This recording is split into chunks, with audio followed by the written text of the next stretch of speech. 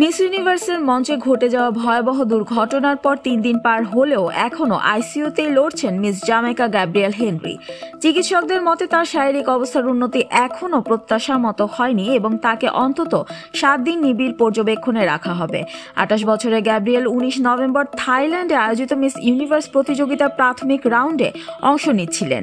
ঝলমলে কমলা রঙের গাউন ও উঁচু হিল পরে র্যাম্পে হাঁটার সময় একটি ভুল পদক্ষেপের ফলে হঠাৎই মঞ্চ থেকে নিচে পড়ে যান তিনি। দুর্ঘটনার পরপরই দ্রুত তাকে নেওয়া হয় থাইল্যান্ডের পাওলো রাংশিট হাসপাতালে। 21 নভেম্বর ইনস্টাগ্রাম স্টোরির মাধ্যমে মিস ইউনিভার্স জামাইকা অর্গানাইজেশন জানায় গ্যাব্রিয়েলকে আইসিইউতে রেখে বিশেষায়িত চিকিৎসা দেওয়া হচ্ছে। তার পাশে রয়েছেন বোন ফিলিসিয়া হেনরি স্যামুয়েলস ও মা মোরিন হেনরি।